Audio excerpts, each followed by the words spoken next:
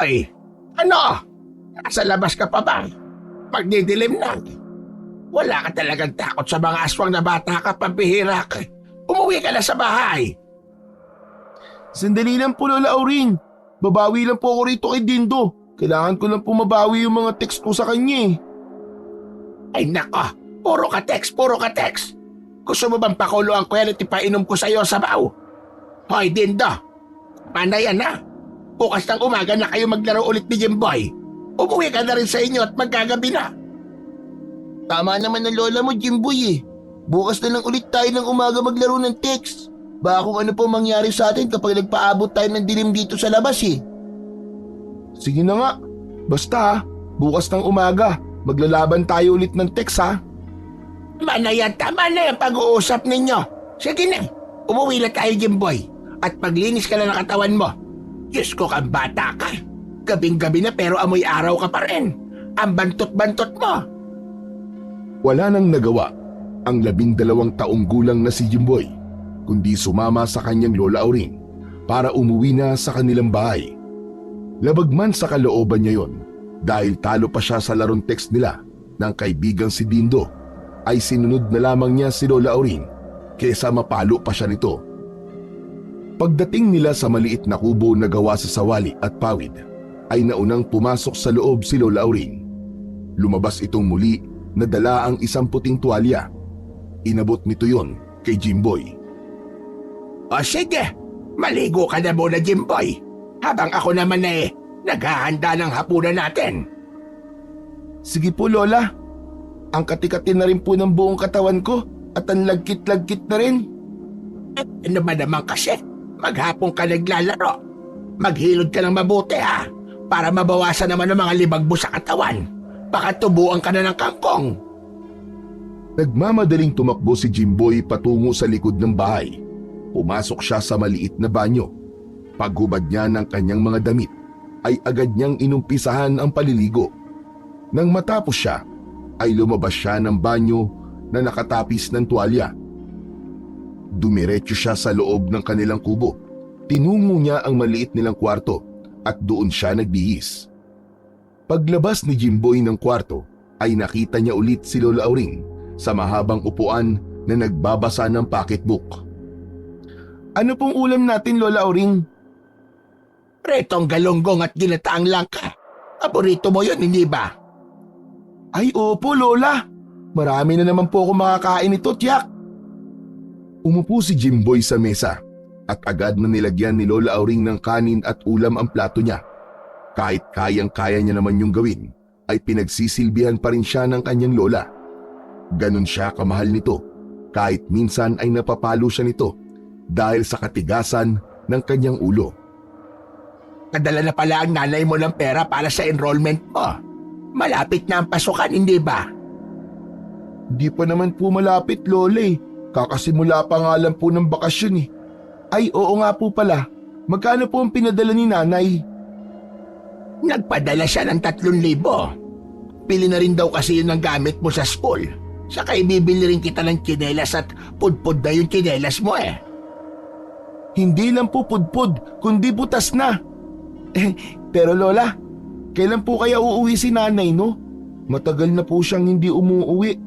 2 Pasko at 2 bagong taon na natin po siyang hindi nakakasama. Nangyari nga, wala siyang sinabi sa sulat kung kailan siya uuwi. Pero wag kang malungkot. Malay mo naman, baka sorpresahin na lang niya tayo bigla. Magugulat ka na lang isang araw, nandito na siya. Napabuntong hininga si Jimboy. Para namang nasa abroad si nanay, Lola. Parang hirap na hirap siyang makauwi rito sa atin, nasa Maynila lang naman siya eh. Apo, mahirap ang buhay sa Maynila, baka hindi mo nalalaman.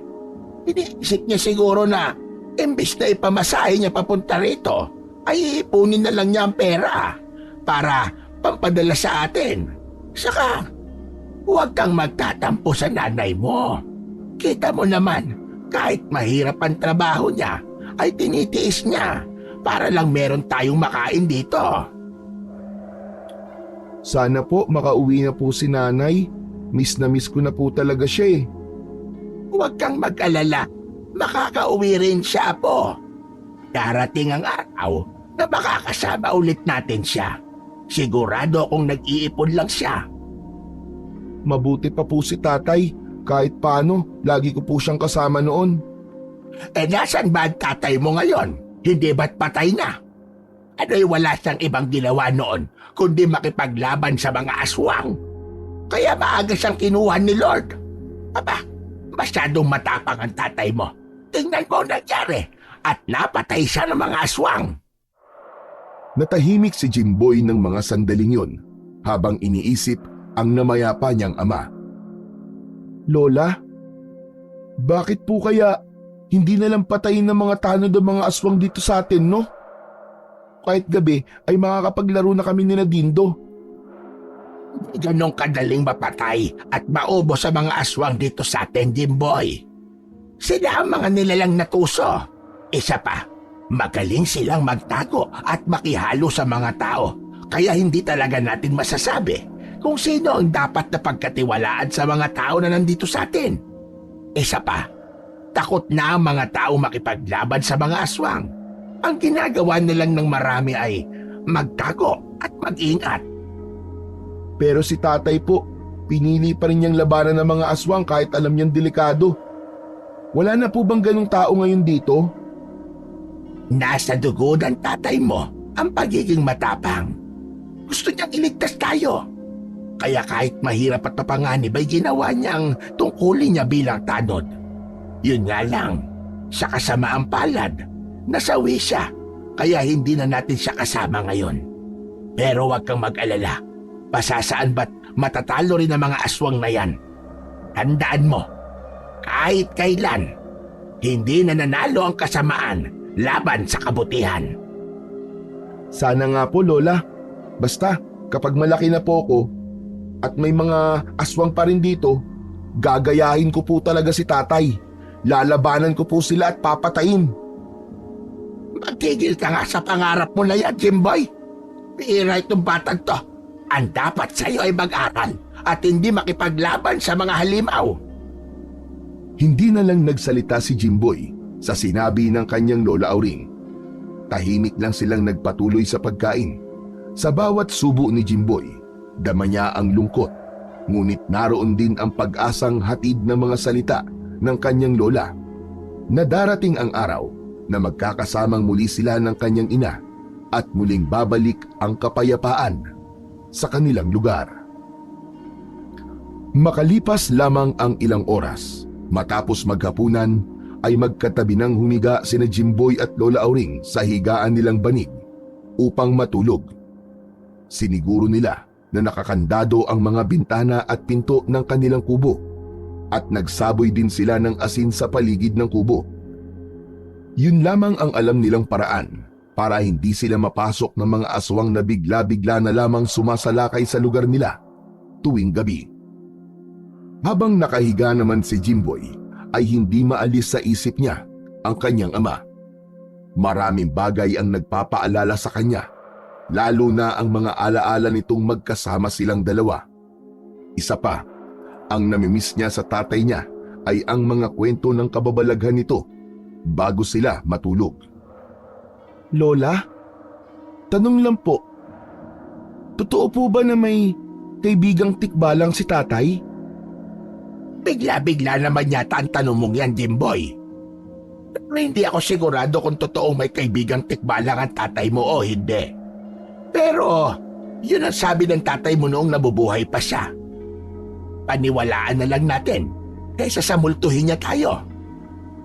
Pero kung totoo po yun, ibig sabihin po, mababait pala ang mga tikbalang kasi pwede silang maging kaibigan ng tao. Pero Lola, alam niyo po ba kung paano nakilala ni tatay yung kaibigan niya pong tikbalang? Ang sabi ng tatay mo noon, nakita niya yung tikbalang sa bundok. Nangunguha siya ng panggatong noon. Tapos, bigla raw lumitaw sa likod niya ang tikbalang. Abay sa una raw talaga namang natakot siya. Pero kalaunan, naging magkaibigan sila. E paano? Binigyan yata ng tatay mo ng pandesal yung tikbalang.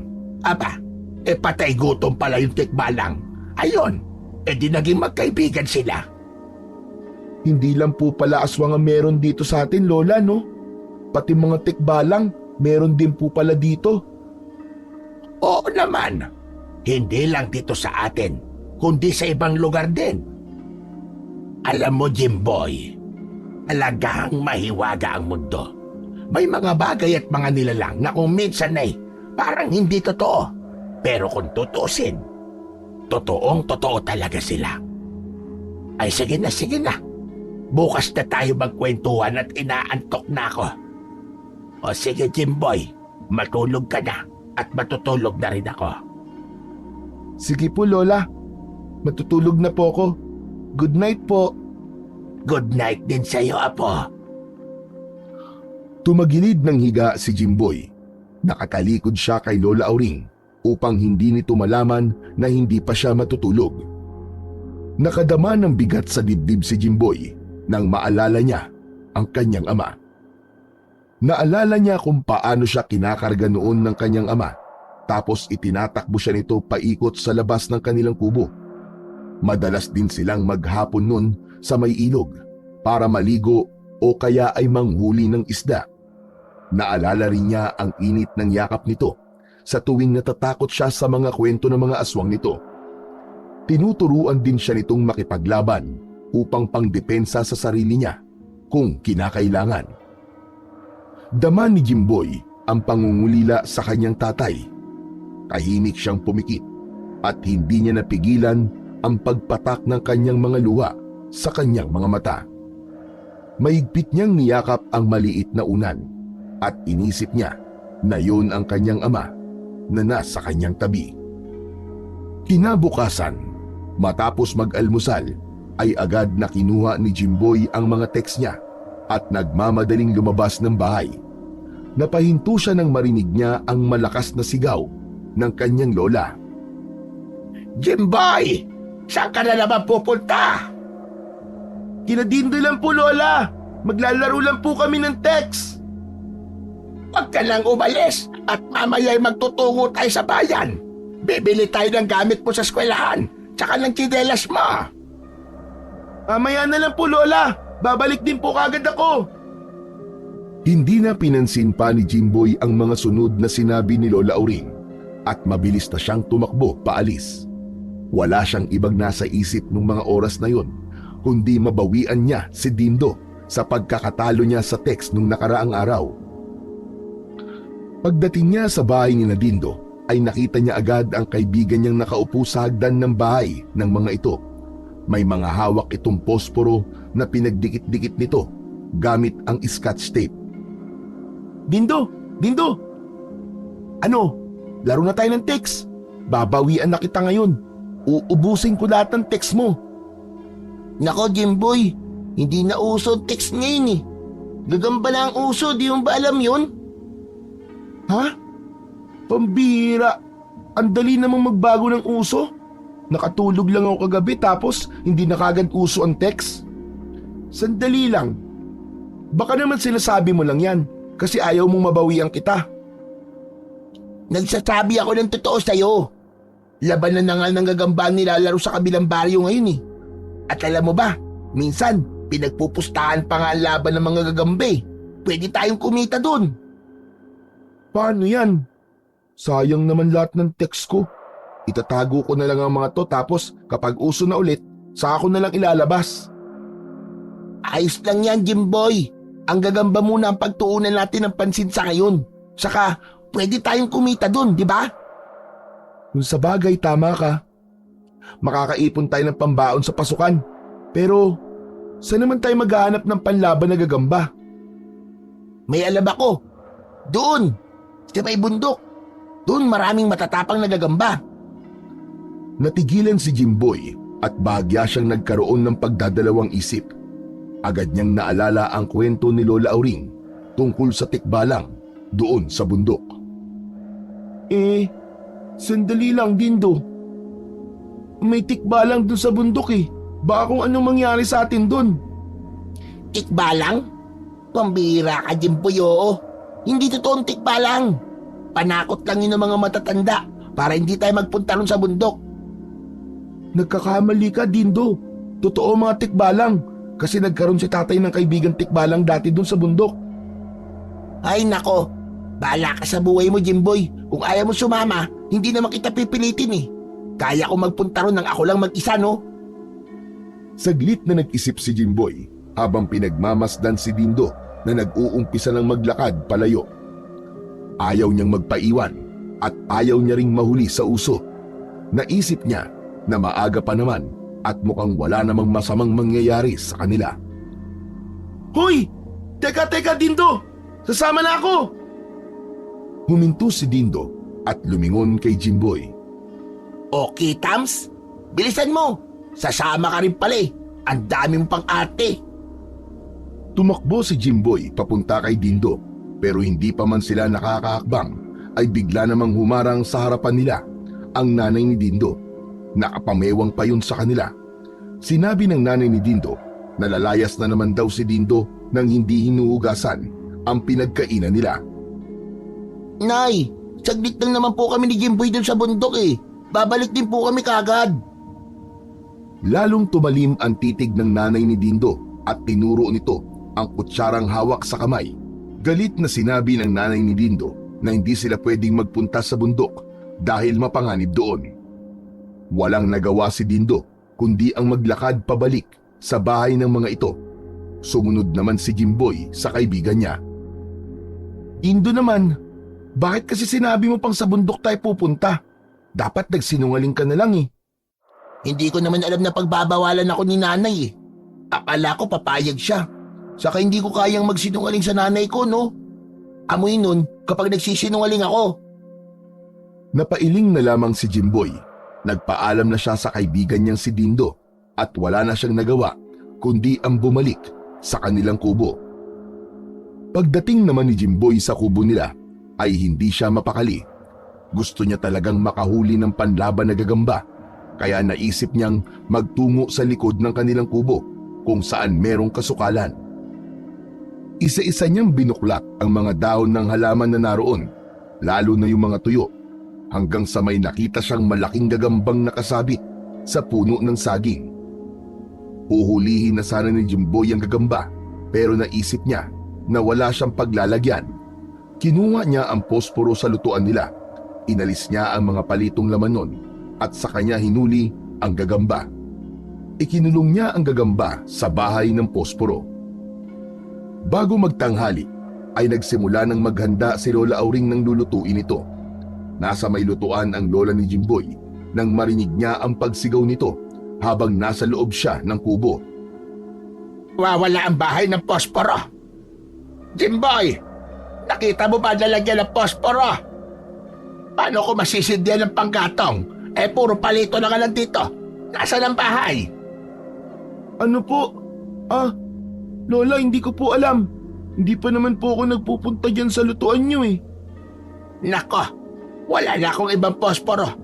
Bibili na lang muna ako sa tindahan. Hala, sige dito ka muna, Jimboy at huwag kang aalis at kakain na tayo. Habang papalayo si Lola Auring papunta sa tindahan, ay mabilis na tumakbo si Jimboy, dala ang gagamba na nasa posporo.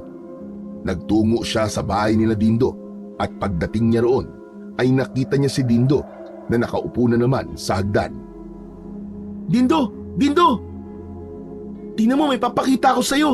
Sigurado matutuwa ka. Pera ba yan? Magkano naman?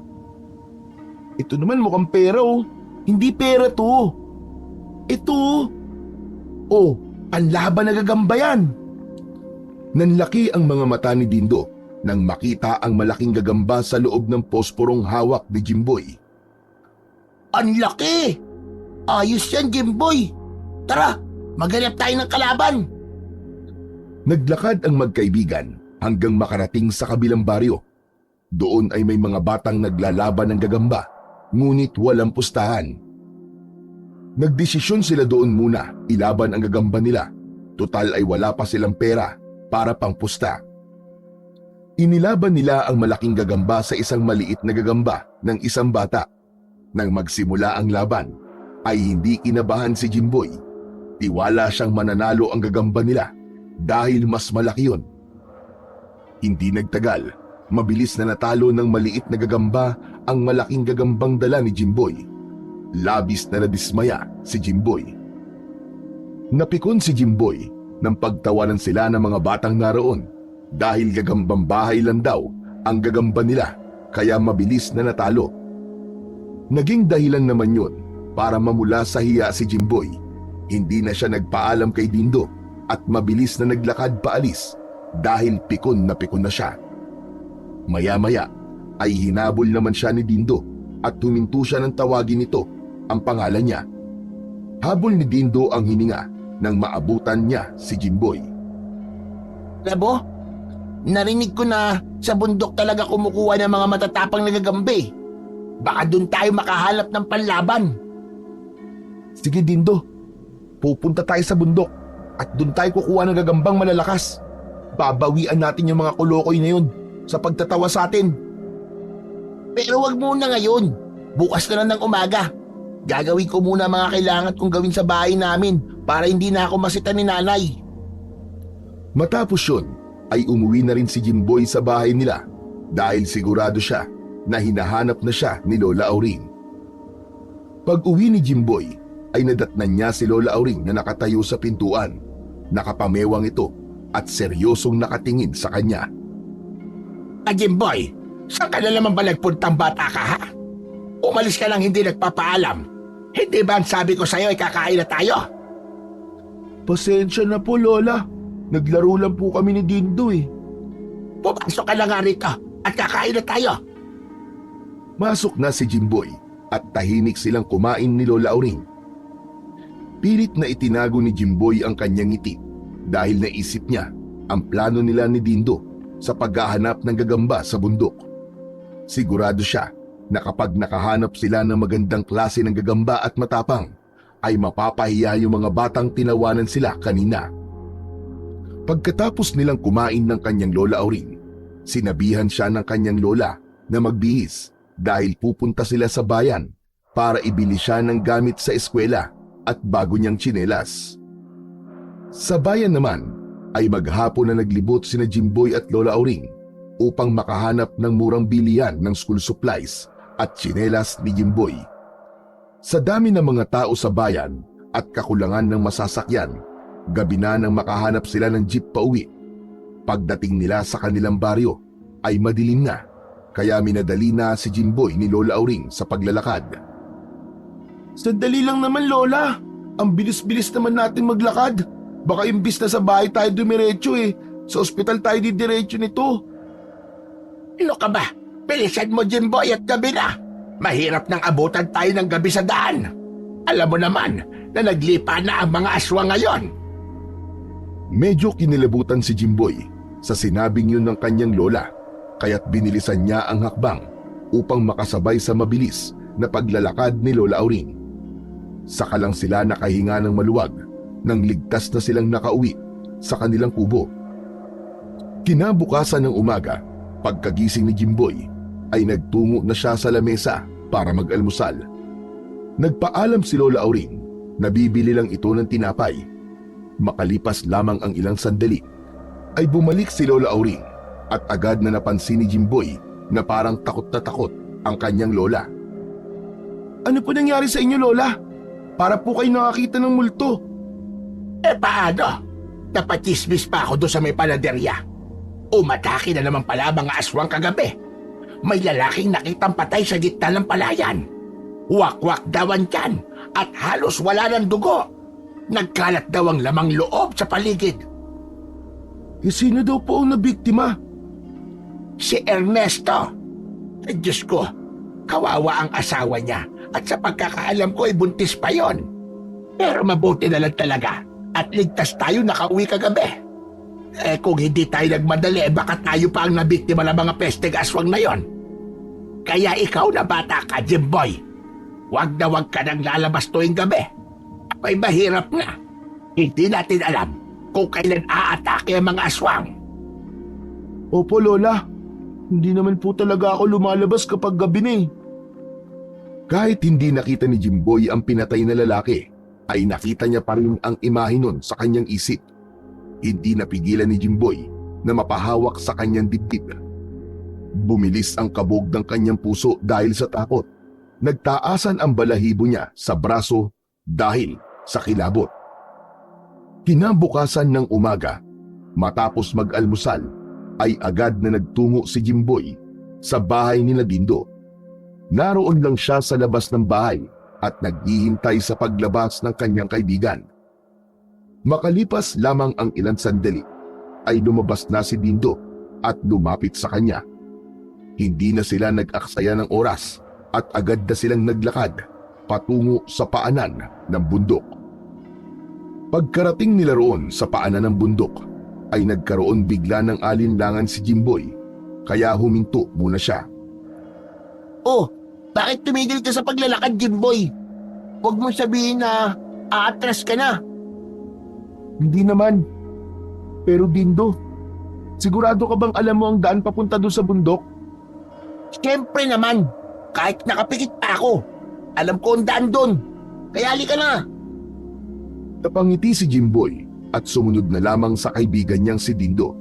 Nagtiwala na lang siya sa kanyang kaibigan at inisip niya na hindi maglalakas ng loob si Dindo na umakyat sa bundok kung hindi nito alam ang daan. Makalipas ang ilang minuto ay nasa gitnang parte na ng bundok sina Jimboy at Dindo. Agad silang naghanap ng mga puno at dahon na maaaring pinagtataguan ng mga gagamba. May pag-akyat pa sa mga puno si Dindo. Ramdam ni Jimboy na sobrang desperado na talaga ng kanyang kaibigan na makahanap ng maganda at matapang na uri ng gagamba na panlaban. Si Jimboy naman ay hindi na nagtangkang umakyat pa sa puno dahil sa takot niyang maaksidente. Makalipas lamang ang ilang sandali, napansin ni Dindo ang isang malaking gagamba na nasa isang tuyong dahon. Agad nito yung kinuha at inilagay sa bahay ng posporo. Maya-maya lang ay si Jimboy naman ang nakakita ng gagamba na kulay pula sa isang sanga na matagumpay niyang nahuli. Huminga ng malalim si Jimboy at tiningnan si Dindo. Dindo, okay na siguro to. Umuwi na tayo. Baka hinahanap na ako ni Lola Auring eh. Di pa naman ako nagpaalam sa kanya na aalis ako. Ano ka ba naman? Dapat marami tayong mahuli para sulit ang pagpunta natin dito. Maghanap pa tayo. Maaga pa naman eh. Sige na nga. Pero sandali na lang ah. Tapos umuwi na tayo. Patuloy silang naglakad at tumingin sa mga sanga, puno at mga dahon. Umasa sila na makakakita pa ng gagamba. Subalit makalipas ang ilang minuto ng paghahanap ay wala na silang nakita. Sa huli, si Dindo na rin mismo ang sumuko. Ay nako, kung mamalasin nga naman oo. Pagod na ako. Sige na nga Jimboy, umuwi na tayo. Mukhang wala nang masyadong gagamba rito. Siguro'y inubos na ng mga ibang bata sa kabilang baryo. Mga gahaman pa lamang ngayon eh. Ay, salamat naman. Akala ko'y maghapon na tayo maghahanap eh. Matapos yun ay nagsimula na ang dalawa na maglakad pababa ng bundok. Hindi na makapaghintay si Jimboy na makababa roon upang mailaban na nila ang mga gagambang kanilang nahuli. Habang pababa si Jimboy at Dindo ng bundok ay biglang huminto si Dindo at tumingin sa paligid na may halong pag-aalinlangan. Doon pa lang ay medyo kinabahan na si Jimboy. Oh, bakit Dindo? May problema ba? Ano kasi? Parang mali yata itong dinadaanan natin, Jimboy. Naliligaw na yata tayo. Anak ng, akala ko ba kahit nakapikit kay alam mong daan? Siyempre, ikaw naman oh. Yabang ko lang yun. Nakke. Sige na nga. Ganito ang gawin natin. Magpatuloy lang tayo sa pagbaba. Tapos, kung saan man lugar tayo makababa ay walang problema. Doon na lang natin hahanapin ang daan pauwi sa baryo natin. Siguro naman, merong mga taong mapagtatanungan sa ibaba. Sa kabila ng pagkaligaw, ay pinili pa rin ni Jimboy ang maging kalmado. Nagpatuloy sila sa paglalakad, ngunit tila walang katapusan ang pababangdaan. Napansin na rin ni Jimboy na kahit pababa ang daan na tinatahak nila, pakiramdam niya ay hindi sila lumalapit sa paanan ng bundok. Napagod na si Jimboy at tumigil na sila sa ilalim ng isang puno. Dindo, magpahinga na muna tayo. Kanina pa tayo naglalakad eh. Nakakapagod na. Ang sakit na ng mga binti ko. Oo nga eh. Ang sakit na rin sa akin. Taka, kanina pa ako naiihi. Teka, diyan ka muna. Iihi lang ako. Sasabog na ang pantog ko eh. Lumayo si Dindo kay Jimboy. Nakita naman ni Jimboy kung saan pumwesto ng pag-ihi si Dindo at tumalikod siya sa gawin nito. Habang hinihintay si Dindo, ay nanatili si Jimboy sa lilim ng puno. Nagtataka siya kung bakit parang naglalakad sila ng paikot-ikot. Naramdaman niya ang pagkapagod at kaba na hindi niya maipaliwanag. Lumipas ang ilang minuto, ngunit hindi pa rin bumabalik si Dindo. Kaya nagdesisyon na siyang lingunin ito, pero hindi niya na nakita si Dindo. Agad na tumayo si Jimboy at pinuntahan ng lugar kung saan umihi si Dindo. Dindo! Nasaan ka ba? Huwag mo akong biruin ng ganyan ha. Alam kong tinataguan mo lang ako. Lumabas ka na dyan! Walang sagot si Dindo. Tahimik ang buong paligid. Dindo! Ikaw ha? Hindi ako nakikipagbiruan. Lumabas ka na nga dyan! Nagulat si Jimboy nang bigla siyang makarinig ng malakas na halinghing ng kabayo sa hindi kalayuan. Kasunod ng halinghing na yon ay napasimangot siya dahil may naamoy siyang mapanghi. Hindi siya sigurado kung dahil yun sa ihi ni Dindo o dahil merong kakaiba sa paligid niya. Hanggang sa naalala niya na meron nga palang tikbalang sa bundok na yon at isa sa senyales na merong tikbalang sa paligid ay kapag may naamoy kang mapanghi. Kinilabutan si Jimboy. Luminga siya sa pag-asang makikita niya si Dindo. Gusto niyang tumakbo pero ayaw niyang umalis doon nang hindi kasama ang kanyang kaibigan. Ilang minuto nananatili si Jimboy sa kanyang kinatatayuan dahil ang inisip niya ay baka bumalik doon si Dindo. Ngunit lumipas ang ilang sandali na wala pa rin si Dindo kaya nagdesisyon siyang hanapin ang kanyang kaibigan. Nagsimula na siyang maglakad. Lumipas pa ang halos isang oras at patuloy pa rin si Jimboy sa paglalakad at paghahanap kay Dindo. Sinusubukan na rin niyang bumaba pero kahit ilang oras na siyang naglalakad ay hindi pa rin siya nakakababa ng bundok. Hanggang sa paglubog na ng araw at ang dilim ay unti-unti nang bumabalot sa paligid. Rumaragasa na ang kaba sa dibdib ni Jimboy, lalo na't hindi pa rin niya nakikita ang kaibigan niya. Nasaan ka na ba, Dindo? Ano nangyari sa'yo? Mas lalong lumala ang kaba ni Jimboy dahil madilim na at meron siyang pakiramdam na may nagmamasid sa kanya. Natandaan niya ang mga kwento tungkol sa tikbalang na mahilig paglaruan ang mga naliligaw sa bundok. Tikbalang? Baka naman pinaglalaruan mo ako ha? Maawa ka naman sa akin. Kailangan ko lang makauwi at panigurado nag-aalala ang lola ko sa akin eh. Naalala niya bigla ang payo ng kanyang tatay na kapag naliligaw ka sa bundok at tila pinaglalaruan ng tikbalang ay kailangan mong baligtarin ang damit mo para makita mo ang daan pauwi. Nagmamadaling hinubad ni Jimboy ang kanyang t-shirt at binaligtad ito. Naisip din niya na baka hindi sapat yun kaya pati ang kanyang shorts ay binaligtad niya rin. Nang maisuot na niya ang mga ito ng pabaligtad ay huminga siya ng malalim at naglakad muli.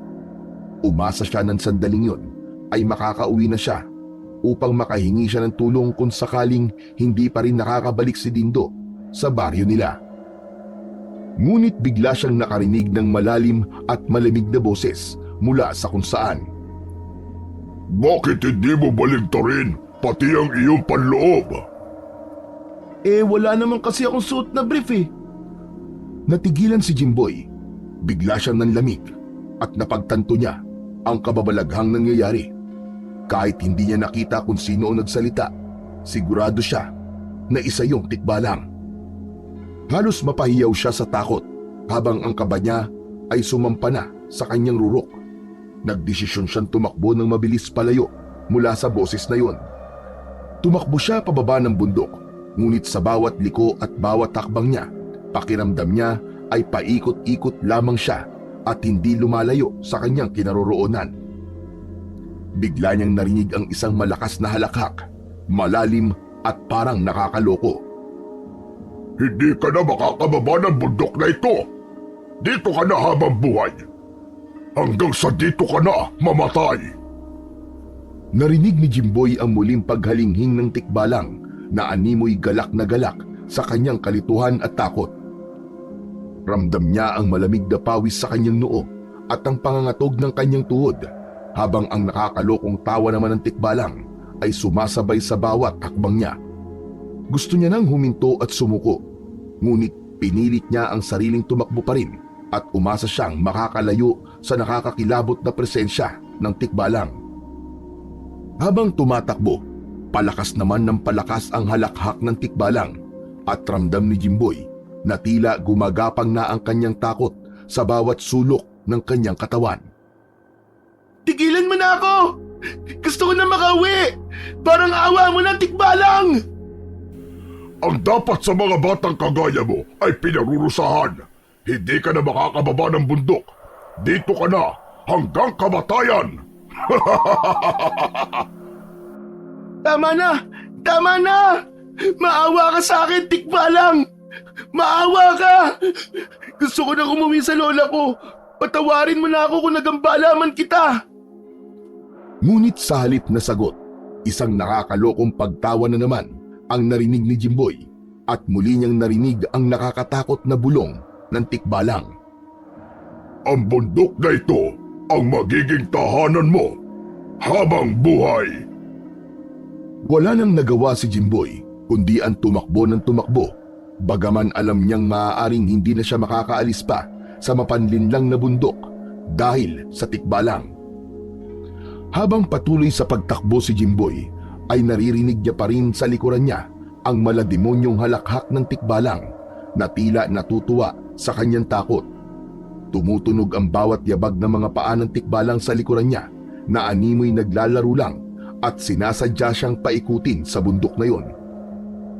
Sige lang, takbo lang bata, takbo! Huwag kang tumigil! Hindi mo alam ang mangyayari sa'yo kapag naabutan kita! Biglang huminto si Jimboy, nahabol ang paghinga. Pagod na siyang tumakbo at napuno na siya ng galit sa panggugulo ng tikbalang. Tumayo siya ng matuwid at pinunasan ang pawis sa kanyang noo gamit ang kanyang kamay. Ana! Sawa na ako sa paglalaro mo. Hindi na ako natatakot sa'yo. Wala akong ginagawang masama sa'yo tapos pinaglalaruan mo ako. Kung talagang matapang ka, tikbalang, magpakita ka sa akin! Luminga si Jimboy at unti-unting lumitaw sa kanyang harapan ang tikbalang. Ang tikbalang ay mataas, halos 2 beses ang taas sa kanya na may katawan ng tao, pero ang ulo ay isang malaking kabayo. Ang buhok nito ay magulo, makapal at dumadaloy hanggang likod. Ang mga mata naman nito ay kulay pula na tila mga baga na umiilaw sa dilim. Ang mas matindi pa, lumalabas mula sa katawan ng tikbalang ang masangsang at mapanghing amoy. Yan pala ang itsura mo. Bukod sa ang pangit mo na, ang baho mo pa. Sa tingin mo ba ay maiinsulto mo ako sa sinasabi mo? Tumigil ka na sa panggugulo sa akin. Hindi na ako natutuwa sa mga laro mo. At kung ayaw kong tumigil, ano ang gagawin mo? Samantalang bata ka lang, ano ba ang magagawa ng isang bata laban sa isang tikbalang na katulad ko? Matalim niyang tiningnan ang tikbalang. Napatingin si Jimboy sa paanan niya at nakakita siya ng matibay na sanga. Agad niya yung dinampot at hinigpitan ng hawak. Ang galit niya sa tikbalang ay umapaw na. Hindi na siya natatakot dito. Bagkus, galit na siya. Kung ayaw mong tumigil, ikaw ang tatapusin ko!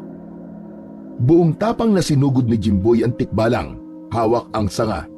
Tila naramdaman ng tikbalang na seryoso ang bata sa sinasabi nito. Kaya napaatras ang tikbalang at tila hindi makapaniwala na may isang batang lalaban dito. Sandali lang! Nagbibiro lang naman ako, bata. Pwes, hindi ako nakikipagbiruan sa'yo! Hindi huminto si Jimboy sa paglapit sa tikbalang. Tumakbo palayo ang tikbalang, subalit mabilis na sinundan ito ni Jimboy. Sa kanyang paghabol dito, nahablot niya ang ilang hibla ng mahabang buhok ng tikbalang. Napaungol ito sa sakit at biglang nawala sa harapan niya na parang usok. Huminto si Jimboy at luminga sa paligid. Ano ha? Duwag ka pala eh! Magpakita ka sa akin! Hindi na ako natatakot sa'yo! Ngunit wala nang sumagot. Naging tahimik na muli ang paligid. Huminga ng malalim si Jimboy, ngunit dama pa rin niya ang galit sa kanyang dibdib. Nang masiguro ni Jimboy na naitaboy na niya ang tikbalang, ay saka siya nagpatuloy sa kanyang paglalakad pababa ng nasabing bundok. Maya-maya pa ay parang namatanda lang si Jimboy nang mapansin niyang unti-unting nawala ang kadiliman at lumiwanag na ang paligid hanggang sa tuluyan niyang narating ang paanan ng bundok. Pagdating ni Jimboy sa kanilang bahay ay doon na siya nakahinga ng maluwag. Nang makita siya ni Lola Auring ay agad itong kumuha ng hanger at akmang papaluin siya. Aba, Jimboy! Saan ka na naman ba nang galing magaling kang bata ka? At para kang taong grasa? Ang dumi-dumi mo! Ano po kasi nahulog po kasi ako sa putikan habang naglalaro po kami ni Dindo. Nako! May sugat ka ba? Napalian ka ba? Hindi naman po. Ayos lang po ako, Lola. Pero Lola, ilang araw na po ba akong wala? Napakunot ng loo si Lola Auring at tila nagtaka sa tanong ni Jimboy. Oras ka pa lang namang nawawala rito sa bahay ah. Ano ba sinasabi mo na ilang araw kang wala? Ha? Wala po. Sige po, maliligo na po ako. Habang naliligo si Jimboy, ay labis siyang naguluhan. Sigurado kasi siya na inabot siya ng magdamag sa bundok. Pero ayon naman kay Lola Auring, ay ilang oras pa lang pala ang nakalipas simula nang umalis siya sa bahay nila. Hindi niya na sinabi sa kanyang lola na nagpunta siya sa bundok dahil alam niyang mas lalo siyang mapapagalitan. Pagkatapos maligo, nagbihis siya at agad na nagpaalam si Jimboy sa lola niya. Nagpunta siya sa bahay ni Dindo. Sa kanyang pagdating doon, ay agad niyang nakita si Dindo. Mabilis niyang nilapitan ang kanyang kaibigan. Jimboy! Buhay ka! Akala ko nandun ka pa rin sa bundok eh. Yun din ang akala ko sa iyo eh. Akala ko nandun ka pa rin. Teka, paano ka nakababa, Dindo? Bigla ka na lang nawala sa paningin ko nung umihi ka eh. Nawala ka rin bigla nung bumalik na ako kung saan ka nakaupo. Kaya nagdesisyon na lang ako na maglakad ng pababa. Hindi naman ako nahirapan makauwi, Jimboy. Alam mo ba, Dindo? Pinaglaruan tayo ng tikbalang. Pero ako ang pinuntirya niya. Akala ko nga isang gabi na ako nandun sa bundok eh. Akala ko hindi na ako makakauwi. Takot na takot ako. Ayun, binaligtad ko ang mga damit ko pati shorts. Tapos, doon na nagpakita sa akin yung tikbalang. Tama ka nga. Meron ngang tikbalang doon sa bundok na yun. Nako, ayoko nang bumalik doon kahit kailan. Hindi na nagsalita pa si Jimboy. Napansin niya na napatingin si Dindo sa kamay niya. Teka, Jimboy. Buhok ba yung hawak mo? Napatingin si Jimboy sa kanyang kamay at nun lang niya napansin na meron na siyang hawak na hibla ng buhok na mahahaba. Ito ba? Alam mo, sa tikbalang to, Dindo. Nablot ko kasi to sa kanya nung habulin ko siya. Galit na kasi ako eh. Ayaw niya kasi akong tigilan. Ang tapang mo naman. Alam mo ba, Jimboy? At sabi nila, ginagamit na agimat ng mga antingero ang buhok ng tikbalang. Pero, hindi lang ako sigurado kung totoo yun. Baka sabi-sabi lang kasi yun eh. Ewan ko sa'yo, Dindo. Basta ang alam ko, ayoko na talagang bumalik doon sa bundok na yun. Ayoko na ring makiuso sa mga gagamba-gagambang yan. Ikakapahama ko pa. Nagtawanan na lamang silang dalawa, pero sa likod ng kanilang isipan, dama nila ang kilabot sa kakaibang karanasang sinapit nila. Sa bundok na yon. Umuwi na kagad si Jimboy sa bahay nila Matapos na makausap si Dindo, nasa isip niya pa rin ang huling sinabi ni Dindo na maaaring gamiting agimat ang buhok ng tikbalang. Kaya nang makakita siya ng isang maliit na bote sa kanilang aparador, ay naisip niyang ilagay doon ang mga hibla ng buhok ng tikbalang. Matapos mailagay sa bote, kumuha siya ng itim na tali at ginawa niyang kwintas ang maliit na bote na may lamang buhok ng tikbalang. Kinagabihan, hindi maipaliwanag ni Jimboy ang matinding lagnat na bigla na lang dumapo sa kanya. Kaya kinabukasan ay dinala siya ni Lola Auring sa bahay ng albularyong si Mang Paeng.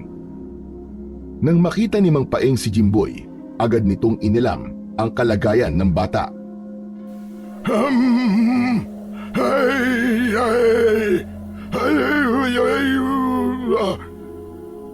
Delikado ito. Mukhang pinaglalaruan ng tikbalang ang apo mo, Auring. O ayan, yan nga ba sinasabi ko? Kung saan ka kasi nagpupunta, Jimboy. Tingnan mo, at pinaglalaruan ka na ng tikbalang. Nagsindi si Mang Paeng ng insenso at sinimulang suubin si Jimboy. Habang ginagawa naman yun ng albularyo, ay napansin ni Jimboy na nakatitig si Mang Paeng sa suot niyang kwintas. Matapos masuob ni Mang Paeng si Jimboy, ay kinausap nito si Lola Auring. Ing, lumabas ka na muna sandali. May kailangan lang akong gawing panggagamot dito kay Jimboy na dapat ay kaming dalawa lamang ang nandito. Hindi na nagtanong pa si Lola Auring at lumabas na ito ng kubo. Nang sina Jimboy at Mang Paeng na lamang ang naroon, ay saka muling nagsalita si Mang Paeng. Jimboy, saan mo nakuha ang buhok na nasa bote na yan? Yang nakakwintas sa'yo. Ano po? Buhok lang po ito ng tao. Kay ano po? Kay Lola Auring. Bakit niyo po naitanong? Alam ko nagsisinungaling ka. Dahil alam ko na buhok yan ang tikbalang. Huwag mo kong lokohin, bata. Napabuntong hininga si Jimboy at inamin na ang totoo. Opo, Mang Paeng. Tama po kayo. Buhok nga po ito ng tikbalang. Nablot ko po sa kanya nung habulin ko po siya. Yung pumunta po kasi kami sa bundok, may nakita po kaming tikbalang. Pinaglaruan po niya ako kaya hinabol ko po siya sa sobrang galit ko. Kapangyarihang tikbalang ang nakainkwentro mo. Hindi biro ang buhok ng tikbalang, Jimboy. Alam mo ba, na kapag may dala kang buhok ng isang tikbalang, ay maaaring may hatid na kapangyarihan ito sa'yo. Ano? Talaga po? Anong klaseng kapangyarihan po, Mang Paeng? Bilang ikaw ang nakakuha niyan, ikaw din ang dapat na tumuklas. Hindi ko masasabing mabuti o masama ang dala niyan. Pero isa lang ang sigurado ko. Hindi mo basta-basta dapat suotin ang ganyang bagay nang hindi mo alam ang buong bisa nito. Nakakatakot naman po ang sinasabi niyo. Nasa iyo pa rin naman kung paano mo gagamitin ang ibinigay niyang kapangyarihan sa'yo.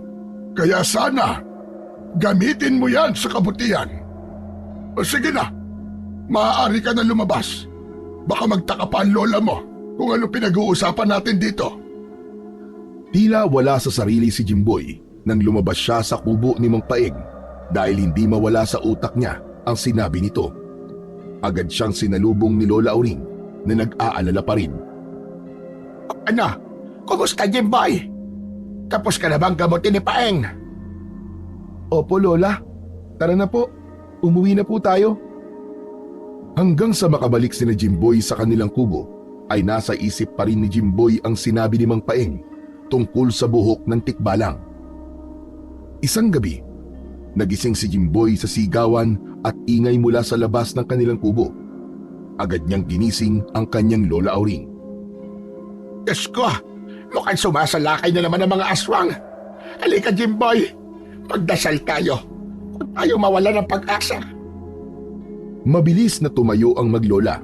Kinuha ni Lola Auring ang rosaryo nito. Lumod sila sa harapan ng altar. Habang nagdarasal ay nasira ang bintana nila at sa isang iglap ay isang aswang na may matalim na kuko at nanlilisik na mga mata ang biglang pumasok mula sa bintana. Napayakap sa isa't isa ang maglola at pareha silang nanginig sa sobrang takot. Pakiramdam ni Jimboy ay katapusan na nila ng sandaling yun. Nang sumunggab sa kanila ang aswang, ay tila may nagtulak kay Jimboy para ipagtanggol ang kanilang sarili. Hinarap ni Jimboy ang aswang at ubod lakas niya yung itinulak. Tumilapo ng aswang palabas ng bintana. Oh, ano mo nagawa yun, Jimboy? Ha? Hindi ko po alam, Lola. Muling pumasok ang aswang na mas galit at mas mabagsik na ang itsura.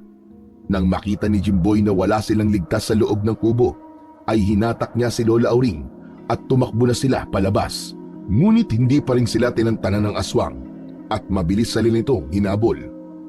Sa puntong yon, na akala ni Jimboy ay maaabutan na sila ng aswang, ay bigla niyang binuhat si Lola Auring at nagsimula siyang tumakbo ng napakabilis. Sa ilang saglit lamang ay nakalayo sila sa aswang at natagpuan ang kanilang mga sarili sa gubat. Sa layo ng tinakbo ni Jimboy, tapos buhat pa niya si Lola Auring, ay hindi man lang siya nakaramdam ng pagod o pagkahingal. Maingat niyang ibinaba ang kanyang lola. Jimboy, apo.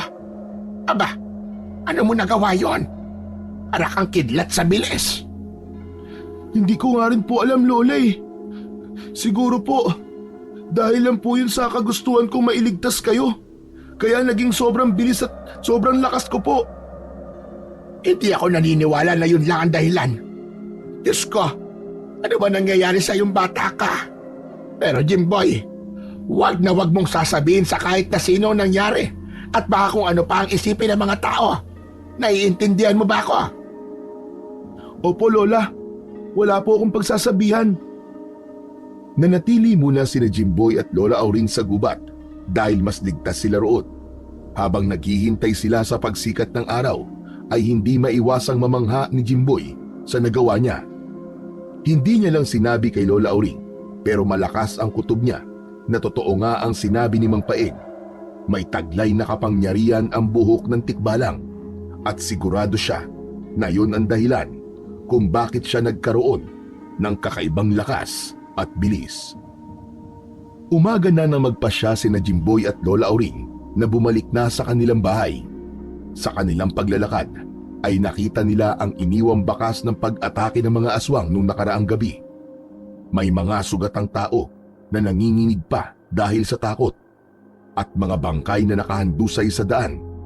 Ang iba ay tahimik na umiiyak habang ang iba naman ay nakatanaw lang sa kawalan. Nanlumo si Jimboy sa kanyang nakita. Sa kabila ng kanyang bagong natuklasang kapangyarihan, pakiramdam niya ay napakaliit pa rin niya sa harap ng mga aswang na sumasalakay sa kanilang baryo. Maya-maya pa ay patakbong lumapit sa kanila si Dindo. Natuwa naman si Jimboy dahil ligtas ang kanyang kaibigan. Salamat sa Diyos at ligtas kayo, Jimboy! Ikaw din, Dindo. Salamat sa Diyos at ligtas ka. Teka, paano ka pala nakaligtas sa pagsalakay ng aswang kagabi? Nagtago kami dun sa kapilya ng buong pamilya namin.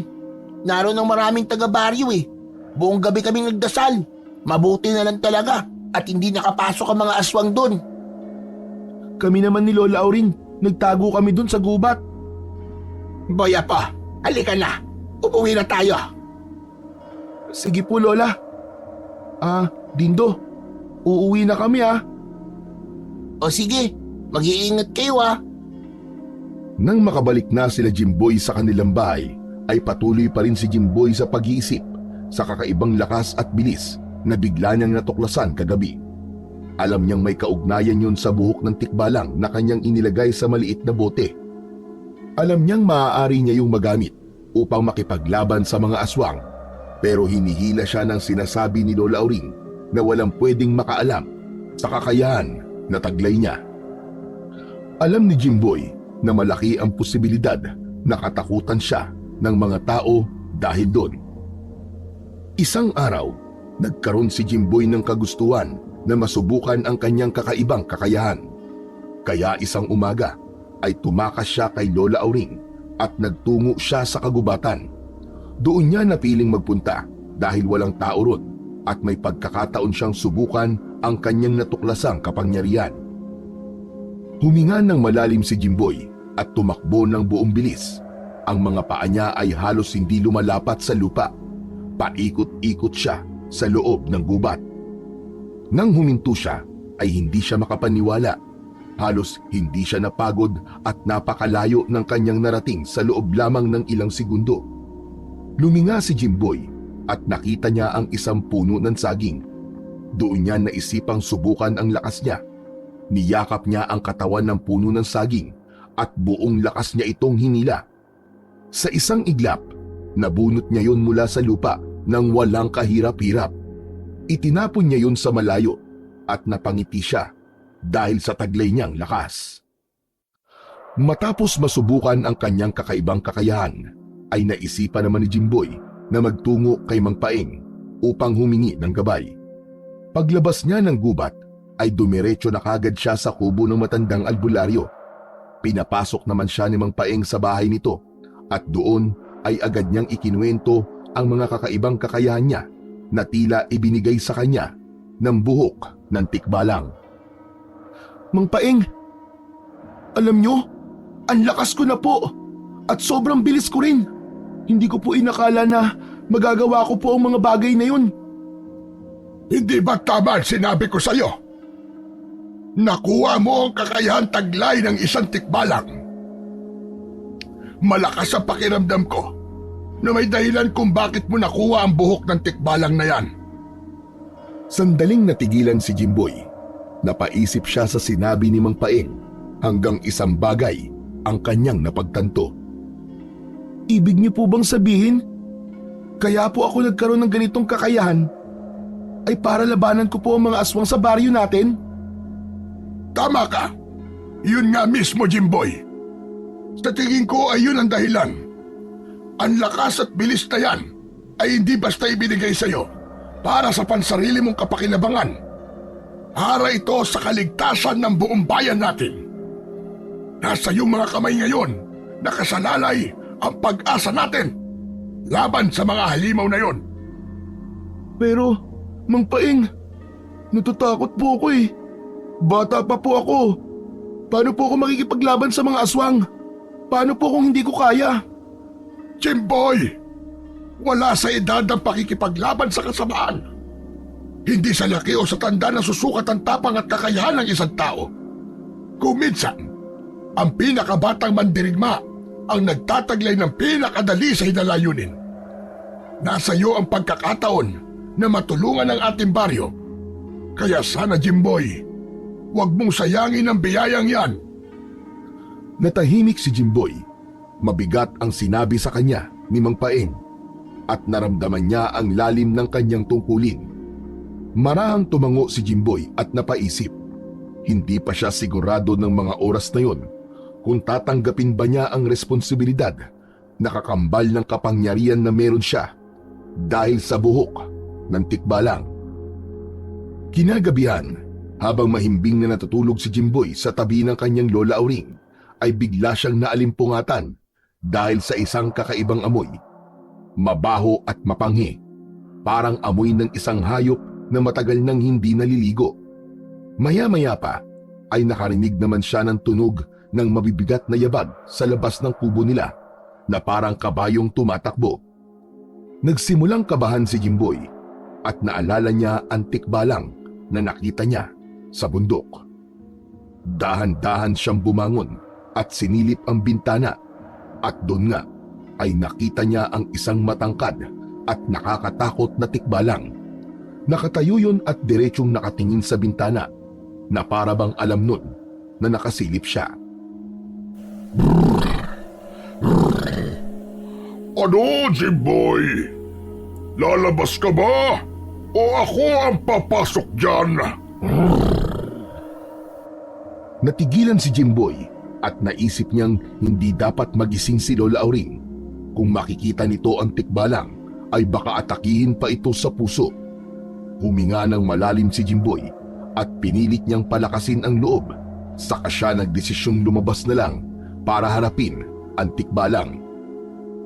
Pagkalabas niya ay humarap siya sa tikbalang habang pilit na pinatatatag ang kanyang loob. Paano mo nalaman ang pangalan ko? Lahat ay nalalaman ko, kaya huwag ka na magtaka. Ano ba kailangan mo sa akin? At talagang sinundan mo pa ako rito? Dahil may pagmamayari ako na nasa iyo, kailangan ko ang buhok ko.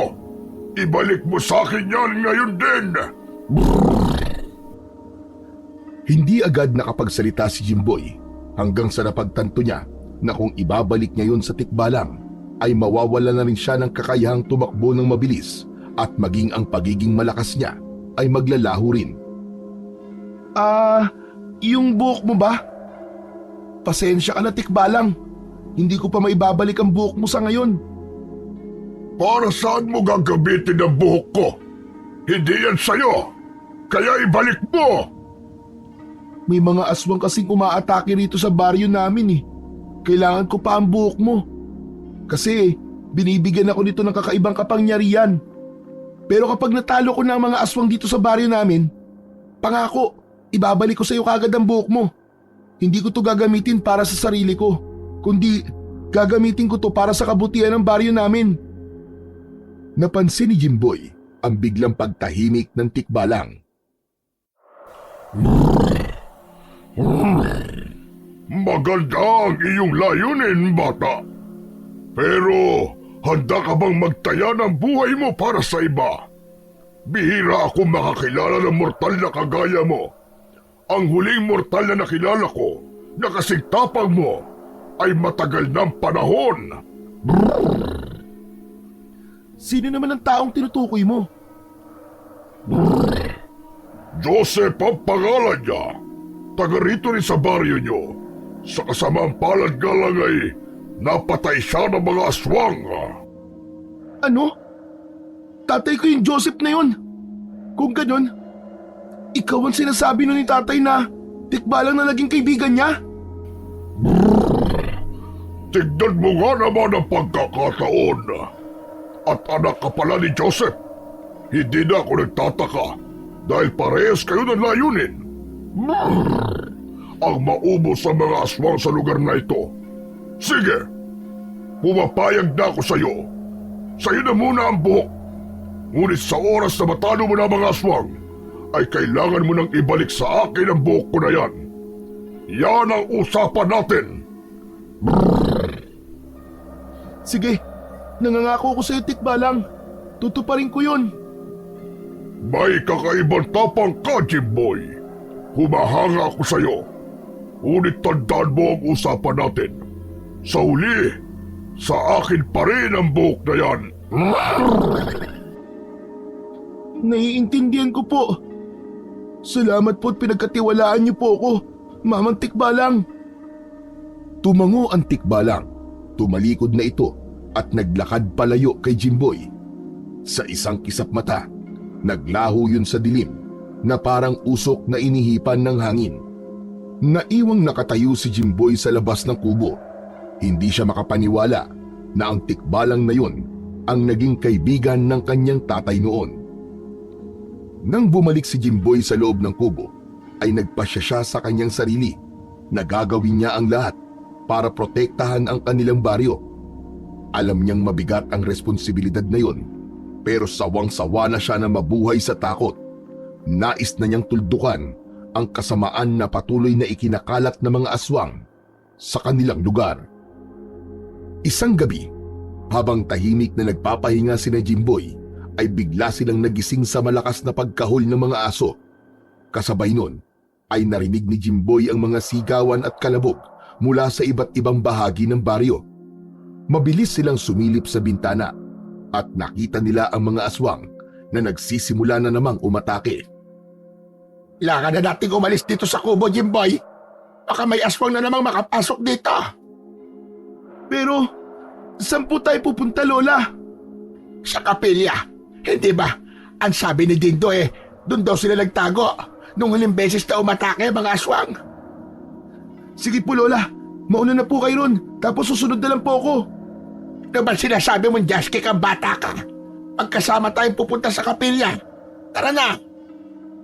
Nais sanang magpaiwan ni Jimboy upang harapin ang mga aswang, pero wala na siyang nagawa nang hilahin siya sa kamay ni Lola Auring. Lumabas sila ng kanilang kubo. Sa likod sila dumaan.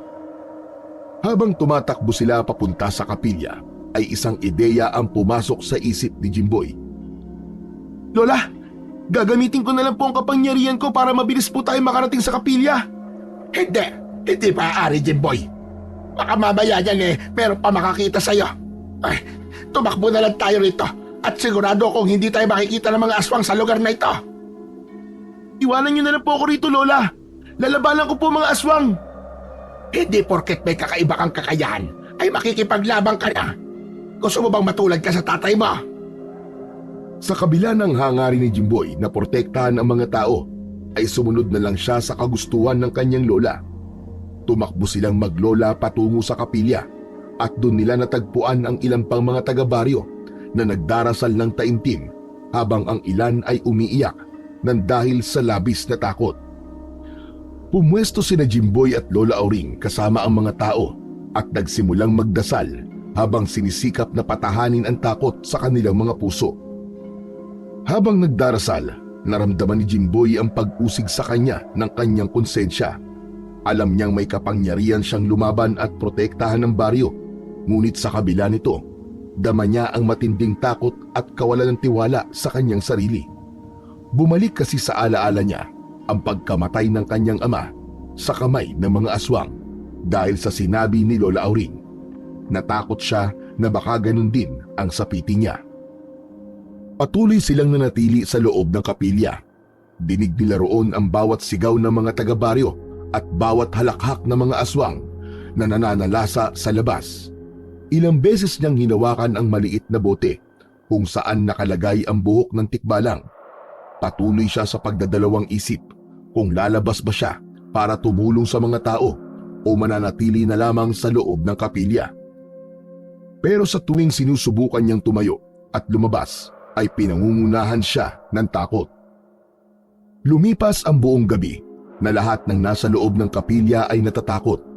Nang magsimula ng sumikat ang araw, ay tahimik na lumabas ang mga tao sa kapilya, kasama sina Jimboy at Lola Auring.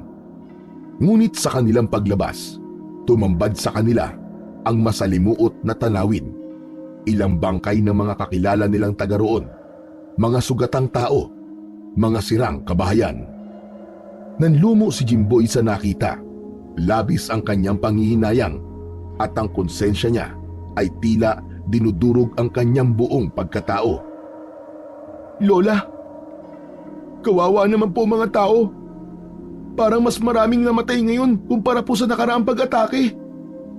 Wala na tayong magagawa, Jimboy.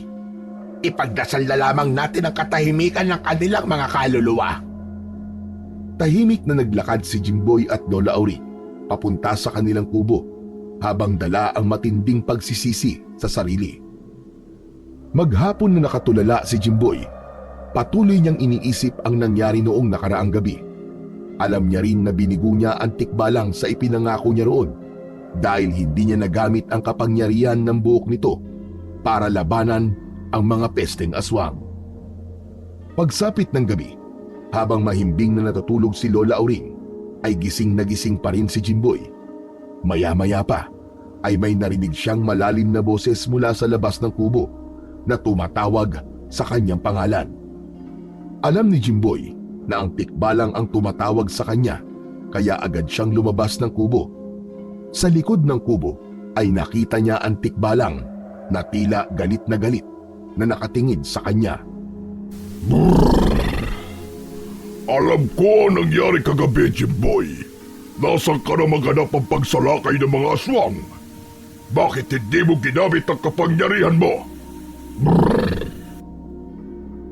Nasa kapilya po ako. Kasama po ni Lola Auring. Aaminin ko po, natakot ako. Iniisip ko na baka kapag nakipaglaban ako sa mga aswang, ay matulad ako sa aking tatay. Huwag mo kong gawin tanga, Jimboy. Nagkamali ako. Hindi ka kagaya ng tatay mo. Hindi ka matapang. Hinayaan ko manatili sa iyo mga hibla ng buhok ko. Pero hindi mo man lang ginamit para ipagtanggol ang mga inosenteng taga-baryo. Mas mabuti pang kunin ko na lang muli ang buhok ko sa'yo. Parang awa mo na. Bigyan mo pa ako ng isa pang pagkakataon. Huwag mo munang bawiin sa akin ang buhok mo. Nangangako ko. Nagagamitin ko na ito para protektahan ang mga tao laban sa mga aswang. Isa pang pagkakataon. Jimboy, hindi mo na maibabalik ang buhay ng mga nasawi kagabi. Ang kakulangan mo ng tapang ang nagpahamak sa kanila. Wala kang karapatang humawak ng aking buhok. Biglang dinakma ng tikbalang ang balikat ni Jimboy at tinangkang kunin ang maliit na bote na nakakwintas sa kanya. Ngunit agad na umatras si Jimboy at pumasok sa kanilang kubo. Hinanap niya ang itak ng kanyang ama at ang buntot ng pagi. Yun ang sandata ng tatay niya laban sa mga aswang noong ito ay nabubuhay pa. Uli siyang lumabas at hinarap ng matapang ang tikbalang. Hindi ako papayag na makuha mo sa akin ang buhok mo. Lalabanan kita. Kaya mo bang lumaban, Jimboy? Sa aswang nga takot ka. Sa akin pa kaya? Kung ito lang ang paraan para manatili sa akin ang kapangyarihan ng buhok mo, ay gagawin ko. Bakit ba ayaw mo magtiwala sa akin na makikipaglaban ako sa mga aswang sa susunod? Nagbaga ang tingin ng tikbalang. Sa isang iglap, sumugod ito, ngunit handa si Jimboy. Umilag siya sa mabilis na pag-atake ng tikbalang at hinampas ito ng buntot ng pagi. Mabilis na nakaiwas ang tikbalang. Gaya niya ay mabilis din ang galaw ng tikbalang. Nagpatuloy ang pag-atake ni Jimboy sa tikbalang hanggang sa dumaplis ang talim ng itak sa braso nito. Kapwa sila natigilan. Pasensya na. Hindi ko sinasadya. Ikaw naman kasi, ang kulit-kulit mo. Sinabi ng saka ko na lang ibibigay sa iyo ang buhok mo eh. Mukhang may likas kang galing sa pakikipaglaban, Jimboy. Anong ibig mo sabihin? Ang totoo ay sinusubukan lamang kita. Gusto kong mailabas mo ang kakayahan mo sa pakikipaglaban at naipakita mo yun sa akin kahit papano. Kaya huwag kang mag-alala dahil bibigyan pa kita ng isa pang pagkakataon. Ngunit tandaan mo, sa susunod na salakayin kayo ng mga aswang, dapat gamitin mo na ang buhok na ipinagkaloob ko sa'yo. Gamitin mo ito upang ipagtanggol ang mga nangangailangan sa'yo. Tumango si Jimboy. Tumalikod na ang tikbalang at nagsimulang maglakad palayo hanggang sa tuluyan na yung nawala sa kanyang paningin. Hindi makapaniwala si Jimboy na biglang lumabas ang kakayahan niyang makipaglaban gamit ang itak at ang buntot ng pagi. Patunay lamang yun na meron talaga siyang kakayahan na makipaglaban sa mga aswang. Simula noon ay nagsimula ng magsanay si Jimboy ng mag-isa sa gubat sa paggamit ng itak at ng buntot ng pagi. Pinaghusay niya rin ang kakayahan niyang makatakbo ng mabilis at ang pagkakaroon niya ng pambihirang lakas. Palagi siyang tumatakas kay Lola Auring dahil alam niya na pagagalitan siya nito kapag nalaman ang kanyang ginagawa. Sa bawat araw na lumilipas ay mas lalong lumakas ang determinasyon ni Jimboy na bigyan ng katuparan ng misyon na hindi natapos ng kanyang ama. At yun ay ang maubos ang mga aswang sa kanilang baryo. Mas lalo pang nakadagdag sa determinasyon niya ang katotohanan na ginagawa niya yon upang ipaghiganti ang pagpatay ng mga aswang sa kanyang ama. Isang gabi, muling sumalakay ang mga aswang sa baryo ni na Jimboy. Nang magising si Jimboy at nalaman niya ang nangyayari sa labas, ay tumayo kagad siya. Kinuha niya ang itak at ang buntot ng pagi. Akmang lalabas sana siya ng kubo nang bigla siyang hawakan ng kanyang Lola Auring sa braso. Nagulat siya dahil ang akala niya ay tulog pa ang kanyang lola. Lola? At saan ka na naman pupuntang bata ka? Bakit may dala kang itak at buntot ng pagi? Lola, makikipaglaban po ako sa mga aswang. Nahihibang ka na bang bata ka? Hindi mo kaya mga aswang. Hindi ka makikipaglaban sa mga halimaw na yon. Magpupunta tayo uli sa kapilya para magtago. Iyoko na po magtago, Lola. Alam niyo po, na meron po akong kakaibang kakayahan at gagamitin ko po yun para labanan ng mga aswang. Aaminin ko na po, nagpunta kami ni Dindo sa bundok at nakilala ko roon ang tikbalang na naging kaibigan noon ni tatay. Nakakuha po ako ng buhok ng tikbalang at yun po ang dahilan kung bakit meron po akong kapangyarihan ngayon. Ahihibang ka na talaga. Kahit may kapangyarihan ka, wala ka pa ring laban sa mga aswang. Isa pa, kapag nalaman ng mga tao na may ganyang kang kakayahan, ay katatakutan ka nila. Lola, marami na po kayong sinasabi. Tumatakbo po ang oras. Mamaya na lang po tayo mag-usap. Mabilis na inalis ni Jimboy ang kamay ng lola niya sa kanyang braso at mabilis siyang tumakbo papunta sa kinaroroonan ng mga aswang. Sa labas, bumungad kay Jimboy ang kaguluhan. Maraming aswang ang walang awang inaatake ang mga tao, habang ang iba naman ay naghahanap ng bibiktimahin. Hinigpitan ni Jimboy ang kapit sa itak at buntot ng pagi at nagsimulang makipaglaban. Bawat galaw niya ay puno ng bilis at tapang. Sinalubong siya ng isang aswang, ngunit bago pa man yun makalapit ay mabilis niyang sinalubong ng malakas na hataw ng itak sa lieg ang aswang. Agad yung bumagsak sa lupa.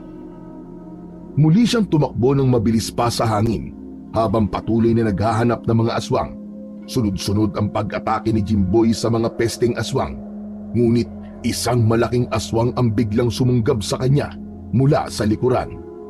Sa taglay niyang lakas ay nagawa niyang buhati ng aswang at walang kahirap-hirap na ibinalibag yun sa lupa. Agad niyang sinaksak ang aswang sa dibdib gamit ang itak na naging dahilan para malagutan yun ng hininga. Ngunit hindi pa doon nagtatapos ang laban. Sa hindi kalayuan, nakita ni Jimboy ang isang malaking kumpol ng mga aswang na mabilis na papalapit sa kanya. Luminga siya sa paligid hanggang sa nakita niya ang isang malaking puno sa gilid. Sa tulong ng kanyang kakaibang lakas, ay niyakap niya ng mahigpit ang puno at binunot yun mula sa lupa. Malakas na sumigaw si Jimboy at inihagis niya ang puno patungo sa mga aswang. Ang mga aswang ay natumba at marami ang halos nadurog dahil sa bigat ng puno. Hindi pa rin nagpatinag si Jimboy. Sa tulong ng kanyang bilis at lakas, sinugod niya ang mga natitirang mga aswang at inatake ang bawat isa ng walang awa. Sunod-sunod ang mga hagupit ng kanyang itak at buntot ng pagi na parabang isa siyang mandirigma. Hanggang sa tila napansin ng mga aswang na wala silang laban sa taglay na lakas at tapang ni Jimboy. Isa-isang nag-atrasan ang mga yon. Takot na takot ang mga aswang kay Jimboy. Sinubukan pang habulin ni Jimboy ang mga aswang, ngunit ang iba ay nagawa pa ring makatakas. Hoy! Bumalik kayo rito, mga pangit na aswang! Hindi pa ako tapos sa inyo! Mga duwag! Naglakad si Jimboy pabalik sa baryo nila. Nakaramdam siya ng kakaibang saya.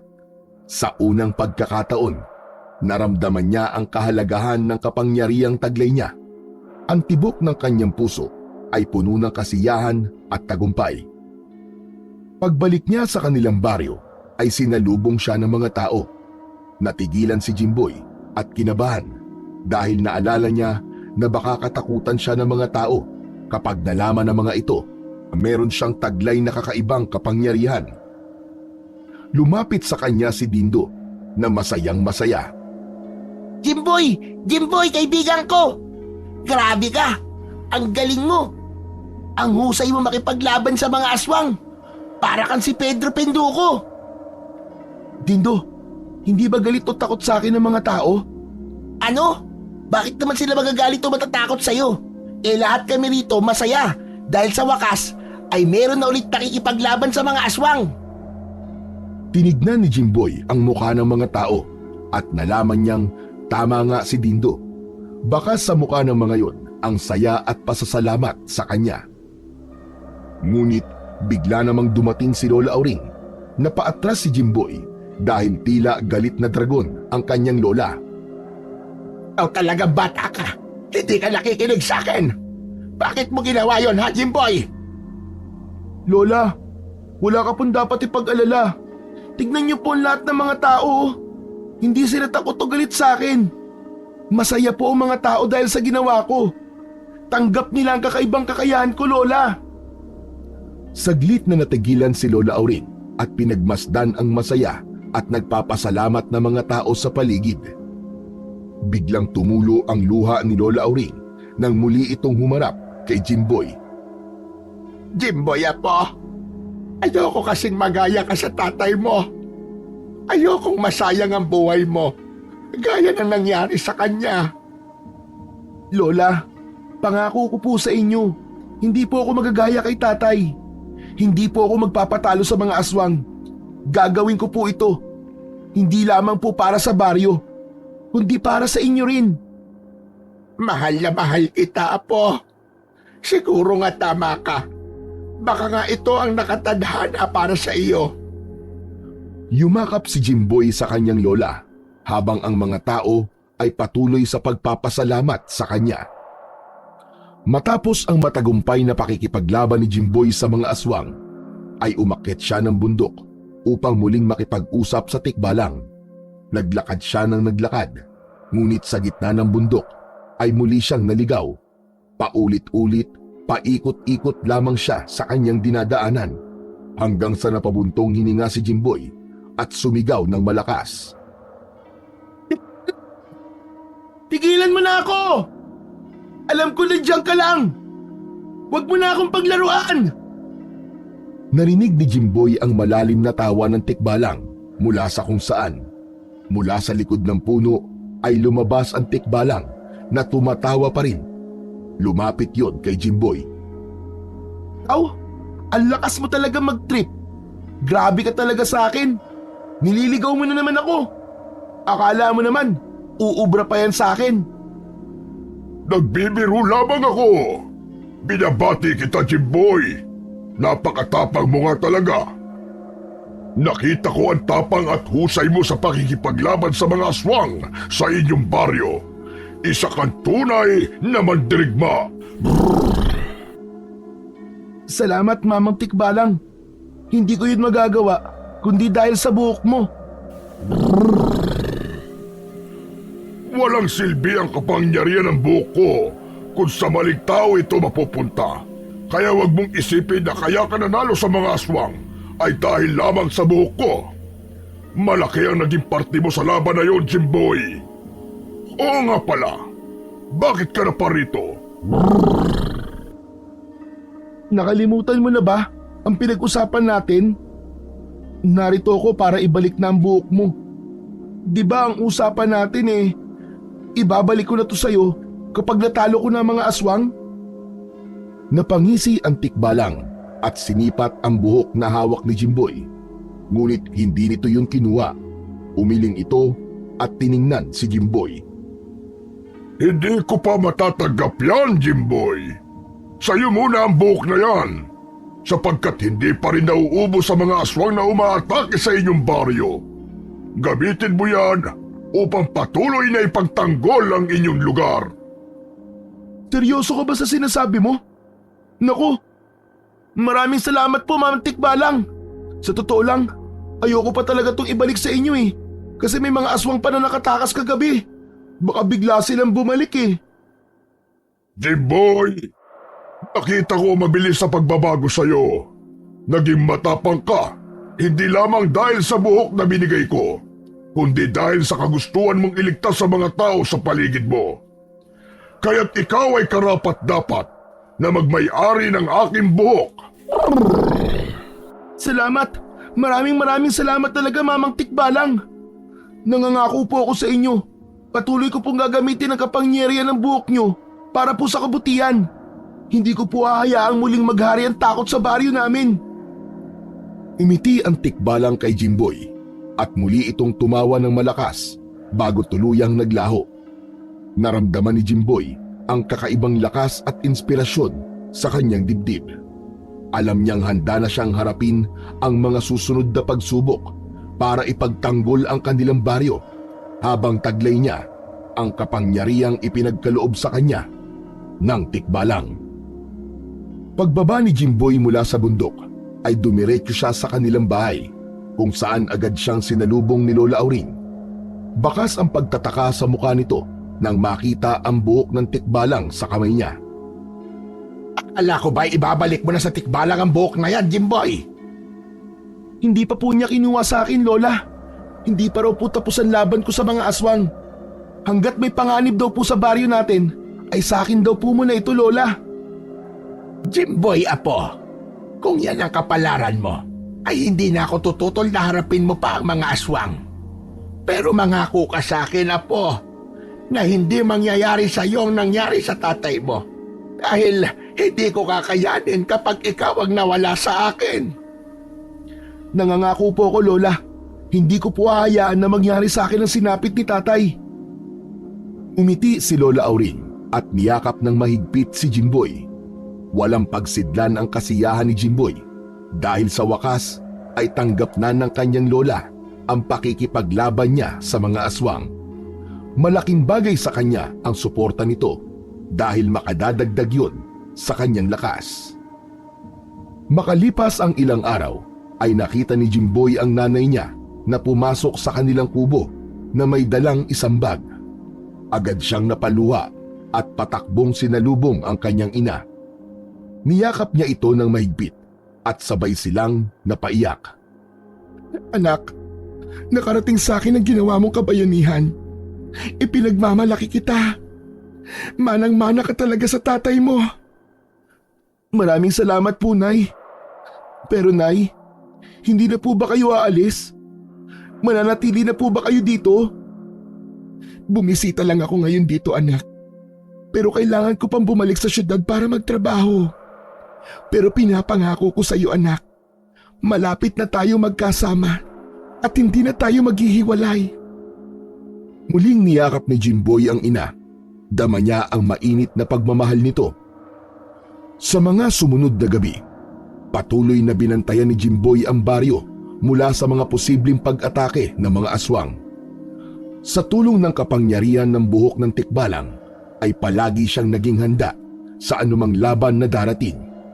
Nangako siya sa kanyang sarili na habang hawak niya ang buhok ng tikbalang ay gagampanan niya ang responsibilidad na kakambal nito upang maging ligtas ang buong baryo at kanyang lola laban sa mga aswang.